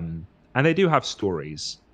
And I don't want to say gullible to their stories. I believe their stories. I didn't have any other reason to disbelieve the story. But when I would hand them over to so what happened? Let me just briefly go over my experience. What would happen is someone would show up on the streets of Brighton seeking asylum. Um, I remember a family once actually, Kurdish family, man, woman, 3 kids, I believe. Uh, can't speak English, walking around the street. The only word they know is police, police. So they would tell people police, police, and someone called the police. Anyway, they get to the police station. Obviously, someone brings them over, and we have to call the border force people Yeah. to come and take them to there's a place in Dover, I think, like a processing center where they basically Mm. assess their situation. Yeah. Anyway, look, bottom line is if you're coming with your kids, you're pretty much guaranteed to stay. Really and truthfully, I think that's Right. kind of the notion. They're not going to send back children, right? But if you're like What what I was a wondering, man, bro, is like asylum seeker, their yeah, story, like you said, is that they're fleeing some sort of danger, imminent danger in their yeah, home danger, country. yeah. But if they're coming on a boat, it means they're coming from France, right? So why can't they go back to France? I'm not saying I that don't know. I'm not I don't saying know, that but there from will my be perspective. I'm saying that from the perspective of the UK. I don't know. I think obviously that notion would then create infighting among European Yeah, countries, yeah, yeah, because then only one country would ever get all of them, which is like Italy, for example, because it's close to yeah. Tunisia and North Africa, right? Greece or So, Italy or if they're something. coming through Yeah, that way, or Greece, yeah. Italy, yeah. So I think that's probably why, like, they have to kind of accept. Everyone has to accept however they So come. so wherever they People end make up, that's choices. where they kind of have to stay. I've got a family member now. I'm pretty sure I've got a family member now, a young guy who's literally just like on the run somewhere in Europe, just from one place to another. And Yeah. when I go to Tunisia, I'm like telling his mum, like, just tell him to come home. Like, this is ridiculous. And he's just obviously not. That's not what he wants. He wants to Mm. fulfill the dream. But anyway, the so this person, this family, I volunteered to speak to them because they knew a little bit of Arabic, and I was the only Arab speaker in the police station. So I tried to just understand their story. And from what I could gather, the story was, they were in Syria, they were being persecuted. Obviously, what was happening in Syria, etc., etc. And they came in a truck, and they haven't eaten in 4 days. And they were dropped off somewhere nearby. And like I said, I also had another person who was on his own. This was like a teenager. And this is where it gets a bit dicey, because they'll throw their passport away, they'll throw their paperwork away, or they don't have it. Let's give them the benefit of the doubt. They'll say they're young. They'll say they're 17, 16, because that way they're kids and they get that easy Yeah. process again. But the moment they're an adult, it's a different ball game. They're treated, and the process is a lot different. And you will have people taking advantage. Let's not deny it.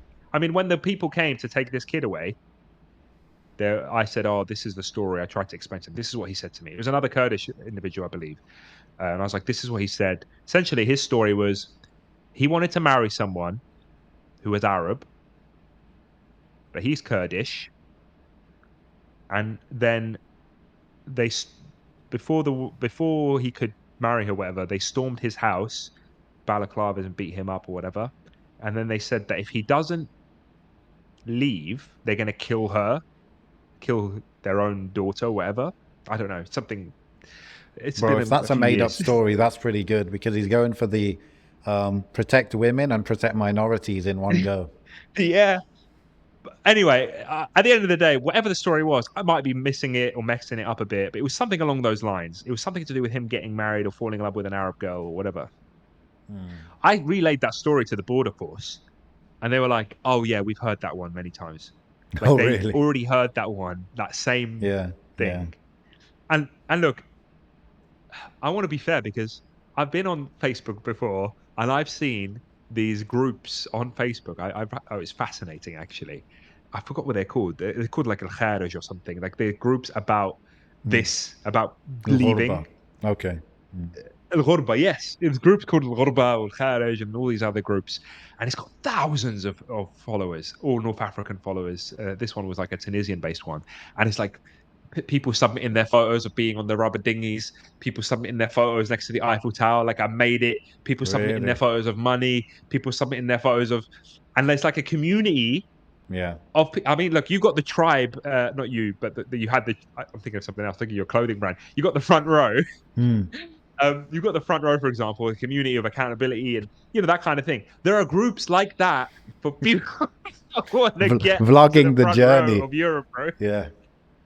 Wallahi, bro. It's And I was crazy. looking at it, and I was like, I sent it to my mum. I was like, oh my God. Like, of course there's groups like this. Of Yeah. course there's Yeah. social media groups teaching other people what to do and what stories to say and how to Yes. bypass the system and how to get Yes. out. Yeah. So to be completely ignorant of what people's concerns are would be, I'd be lying to myself. You know, I've been in Tunisia on the back, like I spoke about it before, sitting down in cafes or sitting in the back of taxis, hearing people talking about their kids who have just left and they didn't need to leave, who have thrown away their passports and they didn't need to. It wasn't like they were fighting, running away from a war or whatever. I get that. And they will bypass the system through means of, I don't Yeah. know, there are rigorous testing now, and there's ways of it, but there's always going to be ways through. There are legitimate asylum seekers. Let's not deny that, Yeah. you know. But there are always going to be people that lump Yeah. themselves in with that crowd Yeah. and Yeah. and try and. Yeah. So it's, I mean, That's very tricky to sorry, deal with. it, let's not, sorry to jump a little bit. This is also a phenomenon that exists in Muslim countries as well. You know, Tunisia's got a undocumented immigration problem at the moment. You know, with people from sub-Saharan Africa Yeah. who are trying to get through Yeah, to same with Europe. Algeria, Morocco. Yeah, Algeria has it, Morocco has it, and there's a lot. I'm not even want to get into that because I don't have the knowledge to speak about it. You know, there are people that find it as really sensitive. There are bad things that are happening there, and I've seen videos of dhulm really to sub-Saharan migrants and migrants in general in North Africa. Um, Yeah. so it's hard to say. I actually saw some stuff in some articles about Morocco who are trying to do some positive things to help them. But like I said, it's going to be a mixed bag. There's going to be dhulm, there's going to be some good stuff, there's going to be help, there's going to be, Yeah. and I think maybe the dhulm is more so than the help Mm. because I mean, they're always there isn't the vulnerable. accountability, Yeah, under accountability. Yeah. you know. So like we speak about it like we are ethnic minorities who would want it for ourselves, but even in our own countries, our fellow countrymen, Tunisia, Algerians, Moroccans, whatever, Saudis, God knows wherever else you are, they Turkey will also has a have, lot of yeah, refugees. Turkey. Yeah, you will also have that. Now, you have the thread of, oh, we're Muslims and we should, yeah, we are Muslims, and idealism is great sometimes, but you need to like try and be in the real world a little bit because we there are so many factors at play that make you consider, look, at best just to be a bit more silent about certain things and not speak with so much authority and land yourself in a world of hurt when you're just embarrassed by hypocrisy in these arenas. You've just got to be cautious of the things you say and the way you carry yourself and the way you behave because you don't want to be like, it goes all the way back to these counter protesters. You don't want to be ballied up, balaclavaed, and like running riot in an effort to counter these racists. And all you're doing is making it worse for all of us. All you're doing is giving fuel to the fire. I understand the issue of self defense. I appreciate that. But when there really is no self defense needed right now, like who are they going to beat up if you weren't there to be beaten up? Who are you? The police are already there trying to deal with them, and then you're suddenly there, like, oh, I need to also do something, and then Yeah. you get arrested, and they get arrested, and now look at all these Mm. muzzies and these right wingers, fascists. They're all in jail now. That's what's happening because they're setting the government is setting an example of everyone that was involved now. Folder, baby, folder. That's all it is. It's interesting when they talk about the Muslim countries, bro, because I know in Algeria, there are quite a few from Niger, from Mali and stuff. And, especially Mali, I mean, I can imagine a lot of areas are very tough to live in. And they don't really deport them, as far as I know. They kind of like, they give them shelter, and a lot of people just feed them. Like they have like places to stay, I think. In terms of food, maybe they have like very basic food from the government. And then they'll just go to a restaurant and be like, "Can you give me food?" And he'll give them food. Like the people feed them, right? They're not necessarily. I don't know if they're taking jobs. I'm not sure about that. I mean, the thing is, in Algeria we need workers because not enough people willing to work, right? But Yeah. but yeah, like there isn't much, as far as I know, animosity, right? Because people are feeding them, which shows that they're kind of like, all right. And obviously, they're Muslims coming to a Muslim country. Turkey is a very interesting example because can you imagine this, bro? We have to like describe the whole context. Turkey is a country that, especially from 20 years ago, right? So the last 80 years, not including Yani, the last 20 years recently, but before that, 80 years, it was completely isolated from the world, very isolated from the world. They speak their own language that others don't really speak. They cut themselves off from the rest of the Muslim world, basically, when they, became their own nation state and they were secular and all of that. And very just closed off. Turks were generally quite poor. They don't leave the country. They're not very aware of what's going on out in the rest of the world. The social media wasn't like available, and the language barrier was huge. They don't speak English. They don't speak Arabic, etc. So they were a very closed off country, and I see that, in the culture and stuff until today. Yeah. Very insular kind of thing. There's similar culture to maybe like Japan or whatever, but Japan is an island, whereas Turkey was like very connected, but they shut things off themselves. And they were so cut off that what the Turks love, they love to drink tea, and they love rice as well. And they started growing their own tea and rice, which doesn't grow in the climate over here. But they set that up so they could become independent, and they kind of wouldn't need to bring it in from elsewhere. So that's like just one of those signs of how they were cut off. Now imagine after all that, okay, so then the AKP, the current party, they came in, they kind of changed things a little bit, had a bit more of an Islamic flavor and this and that. And then what happens? The Arab Spring, the war in Syria, and then I don't know what the period was, but let's say across 5 years, 4 million refugees come from Syria. 4 million people who don't speak the Turkish language. Some of them, there has been, across history, there has been connection between Syria and Turkey a lot in those border areas. Very much a big cultural crossover. But apart from that area, these are like brand new kinds of people coming here. They're all, fleeing war. There's the good and the bad of them. And this country absorbed 4 million of them. Now, I don't know how many illegals, not illegal, but asylum seekers there are in the UK, but it's very much, much less than 4 million. I believe Turkey has the second or third most refugees in the world. And that's why I described the context of Turkey before these lot came. The fact that these people were able to come and generally get on with life, and they were given a lot of rights, they were given some money to survive, they were given the same right as the Turks to work, to have work. Yeah. And they were generally have been fine here, They were like welcomed. Generally, they were fully welcomed, bro. It's only in the last few years, and again, here we see the pattern. The last few years when inflation has gone out of control, a lot of people are suffering in Turkey, that people have been able to rile people up in that racist kind of way. But I think that's incredible, bro, that they were able to absorb 4 million refugees into a country that had been cut off from a lot of the world. And I think a lot of that, bro, is because it's Muslims accepting Muslims as well. Also, true.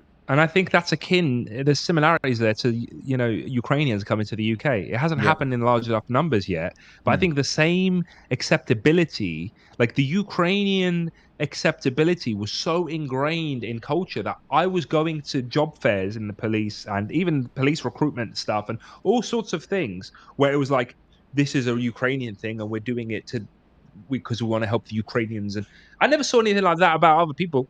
But because of what's happening and the freshness of it, that's the same thing that was happening in Turkey with regards to Syria. I'm sure that there was initiatives like that because of what they had seen. And obviously, like you said, they would twist it in the end because they have to point a finger at someone. Things are going bad.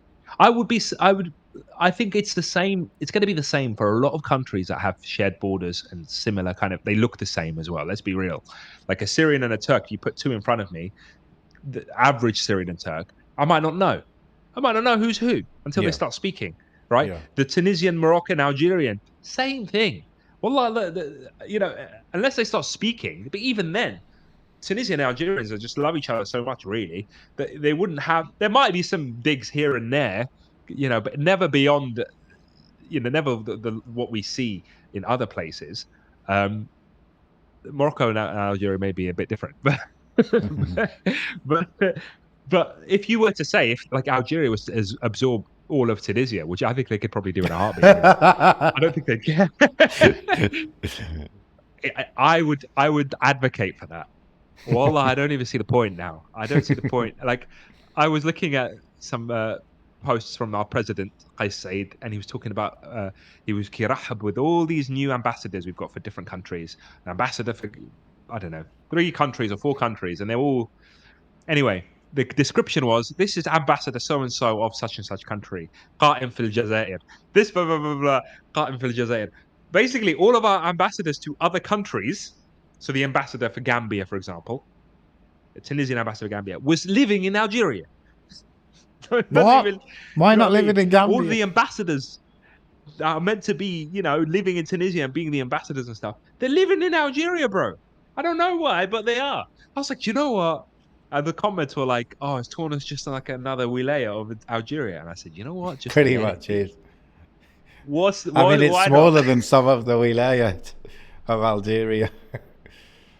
I honestly, I don't know why. I mean, I get in the old days it was, the capital, Carthage, and all this stuff.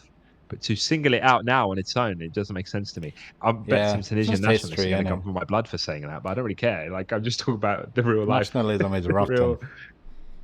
Yeah. Anyway, so yeah, yeah. I mean, what would you advise, bro? Not that Oh, you're no in the advice. situation anymore. Well, my What would you? professional opinion in terms of the immigration policy of the No, no, no, no, no. That's no, what but I'm one asking. thing I wanted I'm to talking say about the though, bro, average is the is Islamic. this is an element that these people that are not happy with the immigration and stuff. Immigrants are always scapegoats, right? But this is the thing, bro. The big boys at the top, the type of boys that control the media, a lot of the media, even the media that attacks immigration, right? These big boys, the business boys, they need immigrants and they even need illegal immigrants. They need to get those low wages, bro. They need some of those cash in Mm, hand workers. And they need it. It's just money, bro. Like if I need for my whatever business, I need 1,000 nurses, and it's taken me months to recruit them in the UK. That's long, bro. Let me bring them from Uganda, right, or Nigeria, whatever. Let me bring them. They work hard. They won't ask for too much compared to a citizen of the UK. Let me get it done, bro. These people, they want it and they need it, but they would play both sides depending on what benefits them, right? So yeah. that's what you got to remember. Like this is the nature of a lot of countries, globalized world, is you need immigration. Japan, for example, Japan is a country that has always avoided importing labor, but they're gonna need it because their fertility rate is crashed Yeah. I mean, completely. yeah. You So made me think actually, because yeah, I mean, Brighton is an example of a place where it is diverse and there isn't that racist kind of. I mean, I get they do exist here. yeah, They're just not as emboldened. yeah. If you look at the statistics, I wanted to read this out earlier. I forgot, but you've reminded me. So there was like a statistic chart. You can see that Yeah. of like how people agree to what was going on. Okay. Now, there's different things like, when it comes to refugee problem, violence is sometimes the only means. Attack against refugee homes are sometimes necessary. Hostility against refugees is sometimes justified. Xenophobic acts of violence are defensible. So the green are people that agree, and the red are people that disagree. So Right. basically, That's quite a big sympathizers with all amount. these riots. That's quite a big This is amount. The across the green, UK, right? the green is approximately 1/3. It looks like. Exactly. So basically, how does Britain view violence towards refugees and immigrants? So Yeah. the green, so a third of people That's essentially in mad. the That's a UK. lot. That is a lot. And, I must admit, although I don't have the fear generally day by day, I walked to the gym yesterday. So it's about a 10-minute walk from here. And I walked at night, 9:30, and then I walked back. And I was just thinking, I've stopped walking with my headphones in. I used to listen to whatever podcast, lecture, audiobook when I Hmm. walked out. I've noticed I've been doing that far less now, and I actually do believe it's an impact of what's going on, because Hmm. it's just reawakened me to the threats that are out there, because I do see people getting sucker punched and side jumped and God knows what, especially Yeah. at night as well. Like, the road I take to the gym, unless I want to go a really long way around, it's all side streets. It's all back alleys and side streets just to Yeah. get down there, and the same coming back up, especially at night. And I was thinking that yesterday. I was like, actually, I even made a decision. I haven't done this in a long time, subhanAllah. I was walking back from the gym, and I got to a road, and I was about to walk up it, and I could see this drunk guy like halfway up the road, like walking in the middle of the road. Hmm. And usually I won't care. I just carry on walking. But this time I didn't have my headphones in for a conscious reason. And I just made a decision at that point. I was like, no, I'm not going to go up that way. I'm going to turn right and walk up the next road along. And I Hmm. remember thinking, like, I haven't had to feel like that in a long time. And it's not because I'm Wallahi al-Alim, and I'm not trying to big myself up. It's not because I'm scared for myself or whatever. It's actually because I'm scared for my family. I'm scared that my family have to deal with something happening to me. That's why I didn't go out to the protests the other day, just to see what was happening, not to take part. I just wanted to see. I was so curious. But my mum said to me, "You are the only man we've got left, and if anything happens to you, I don't know how we're going to cope." And that made me think, like, I'm actually responsible for, like, my mum, my sister, my kids, my wife. What else are they going to do without me? Mm. And this is a lesson for everyone, by the way. I'm not just talking about myself here, but it's about considering the implications of you as a man, or as a leader of a family, putting yourself in harm's way, um, unnecessarily, by goading these people, going towards these people, trying to create enemies for yourself, etc. It's not very smart. It just isn't, and it extends even further. Sorry, I know I'm rambling a bit, but look at this online safety act that's happening. The things that we post online. Like, I had to learn the hard way that I should be a bit more careful about social media. I was Schedule 7 at the airport last time I went to Tunisia. We never spoke about it, but briefly. And they were going through. I was there for 4 hours, bro. Took my devices, took my phone, took my laptop, this laptop for a week, and I was really worried. I was concerned, even though I didn't think I'd broken any laws or anything. I was concerned. I was like, "What have I done?" All I've done lately is be pro-Palestinian online. That's not to say I'm going to stop being pro-Palestinian online, but it's definitely made me a bit more cautious about the stuff I share, the stuff I say, um, and that's just coming from someone who's already quite literate with the law. I was a police officer for 5 years, Yeah. and despite that experience, I've still landed in that position. There are other influencers who've been arrested and charged for stuff. Mm. For stuff that you wouldn't really think is even a crime, but it is.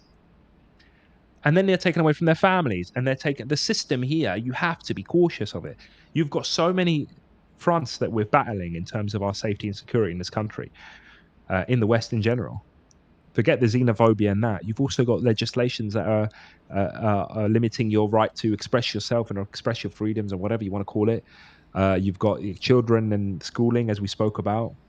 We've kind of covered all bases, haven't we, in this episode? Yeah. Um, Yeah. but just be very cautious. Yeah. Just be really cautious. I do think, if not advice, but I do think a lot of the people who, I don't know, maybe not the type that actually went to do these kind of riots, but the people that might sympathize with them, that 1/3 that we're talking about, which is a huge amount of people. I think a lot of Yeah. them are open to be persuaded the other way. Maybe not, maybe they'll never be comfortable with the UK not being like fully white, if you like, or whatever they would call it. Maybe not. But there's so many lies about Muslims, about what we either believe or what we want or what we do, that can be changed, I think. And just through like proper engagement, proper discussion. There was that one imam, I don't know if you saw, where he invited them, not on the day of their riot, but he invited them to the masjid, and he said, we discussed Islam with them, what we believe, what this and that. We had good conversation. Was that there was one I saw, was like a picnic they did with a bunch of people that were part of the riots. There was a man and a woman, Muslims, that were kind of organizing it. I didn't Right. see too much into it to say how permissible it was, because I saw a flash of something that looked a bit. Anyway, from what I saw, though, the results were really good. Like, I remember them interviewing a Yeah. couple of people that were on the riots that completely changed their Mm. perspective. Yeah. And honestly, you're right. I think all these people, they're missing just one or two Muslim friends to really actually, not friends, Possibly. but Yeah. Yeah. acquaintances or whatever, Yeah. because a Yeah. lot of them do say that come from that background. Yeah. Oh, my mate, I've got a mate that's Muslim and he's all right. So, they're not all bad.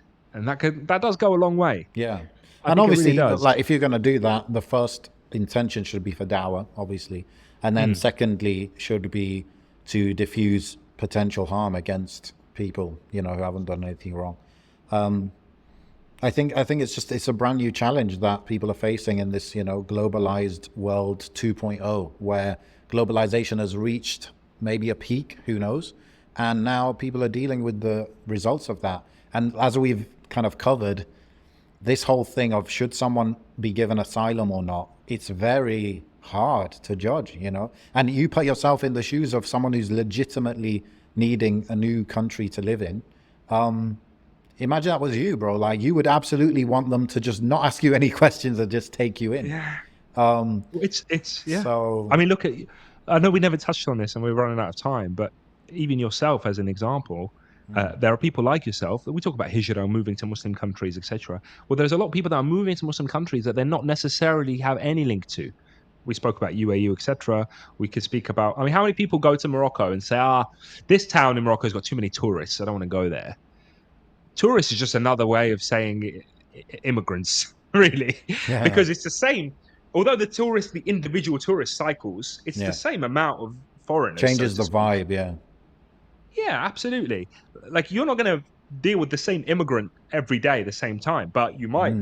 yeah, yeah. You're going to have the same amount of tourists churning. So I don't go to Marrakesh, I don't go to Agadir, but I'll go to Tanja because it's less tourists and it's less touristy. You could say, That's a good whatever that analogy, a means. good kind of parallel. Yeah. It's interesting, man. It's interesting. Same in Tunisia. I'll go maybe a day trip to. I might live in actually the touristy places, but no, I wouldn't actually. No, it's very stripped of every cultural thing that I adore. What's that You island, know, bro? That where the touristy island called? in Tunisia, or is it Jirba? Maybe, yeah, Jirba. I've never been there. yeah. Yeah, I don't know. I don't know. I don't know. I mean, I was trying to think of, like, do people complain about tourists in Tunisia? Not necessarily, but I mean, even Algerian tourists, because in where we live, we don't have white European tourists. We have Algerian tourists predominantly. Right. Do they complain? If anything, they're actually happy they've come because they can make a living. Yes.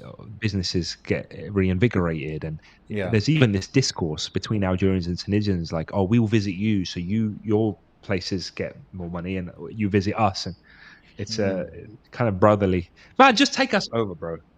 It's just, come on, I'm speak looking to at the your guy. map. I'm looking at the map, bro. Yeah.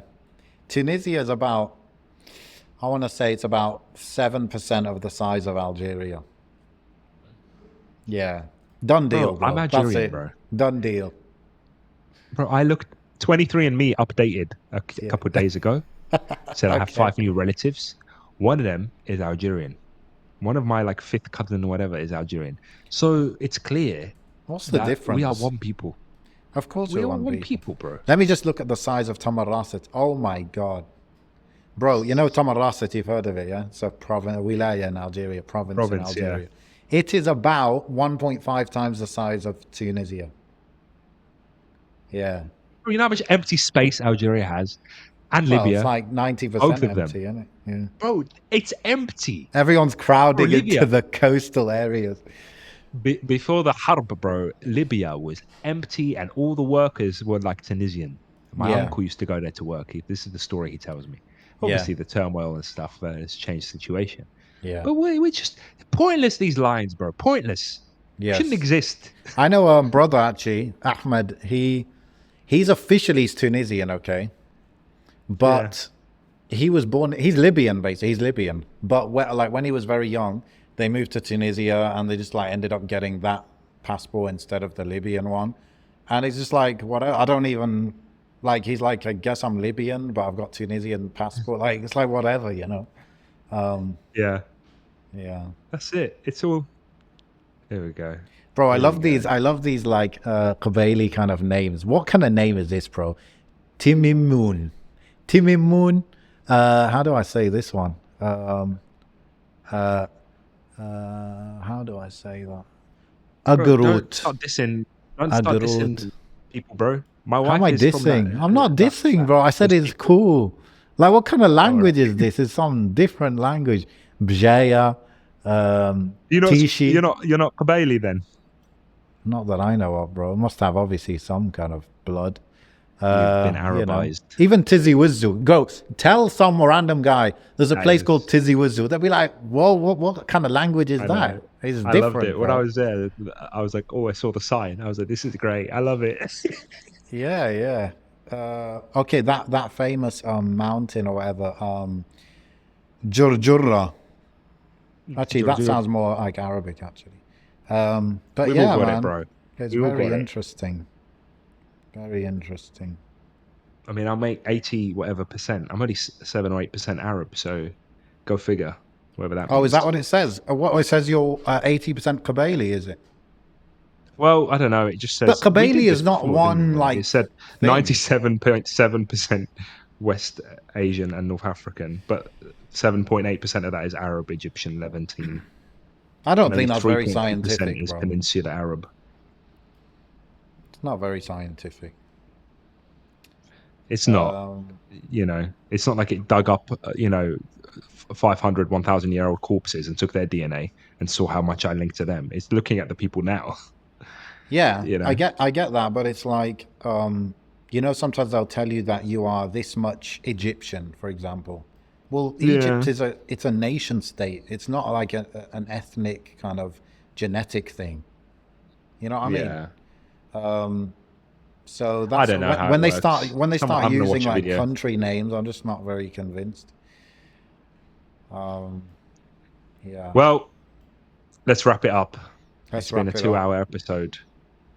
Alhamdulillah, yeah, very interesting. I mean, Allah islah al-hal, what can I say? May Allah protect everyone, keep everyone protected, allow something maybe good to come out of this, some sort of dawah, some sort of understanding. And yeah, سبحانك اللهم وبحمدك أشهد أن لا إله إلا أنت أستغفرك وأتوب إليك.